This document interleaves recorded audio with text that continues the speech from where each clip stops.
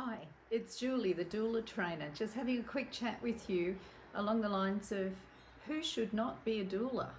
And of course, do you remember when you were a little kid at school, and especially as an adult looking back, you realise, gee, there was some teachers that really just shouldn't have been teachers. They should never have been let loose on children. Some people are just so inappropriate. And of course that can actually happen with doulas as well. So how would you know whether you are or not suitable to be a doula? Well, I guess straight up it would be, do you like spontaneity? Would you be cool with getting a phone call in the middle of the night, hey, I think I'm in labour, and needing to jump into gear, throw your shoes and socks on and take off into a hospital and or to a home birth and a birth centre and be able to respond in a spontaneous way, or do you have to have everything completely planned? So being able to be spontaneous is a pretty good trait. Another one is being professional. So are you able to present yourself professionally? Do you have emotional intelligence? Are you able to self-regulate? Have you got filters? Those sorts of things. So being able to be professional and self-controlled is actually a really important thing as well. Empathy. Do you like to exercise your empathy muscle? Or are you that person who says, I'm just going to say exactly what I want to say when I want to say it, and I don't care how other people feel. I don't care what impact I have on them. Now look, we all make slip-ups every now and then, and I, for one, can easily suffer foot in mouth disease. I'm pretty good at that. However, caring about how we affect other people, caring about the feelings of other people is actually an incredibly important part of being a doula. So understanding empathy and compassion and kindness for other people, and really being able to exercise those personality traits and be extremely fluent in being empathetic and compassionate is actually incredibly important. I probably put that top of my list of good doula traits.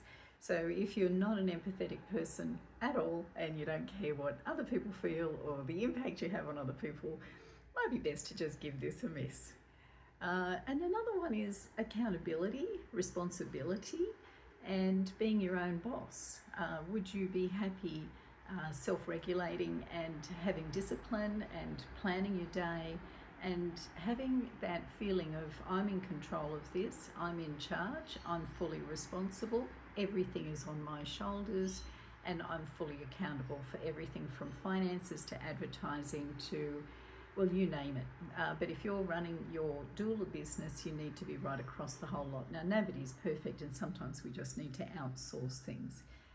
And so it is a good idea to take a good look at where am I accountable, and am I happy to be fully responsible for everything that goes on in my business? The buck stops with me, and I'm prepared to tackle all problems and be responsible completely for all problem solving that needs to happen. And further is being able to go to a birth completely fearless. Now, if you're a person that suffers extreme anxiety and you get terrified at the slightest thing, and you're likely to come into a birthing room full of fear, anxiety, and you're terrified and you're worried about everything, you're going to throw that poor woman off.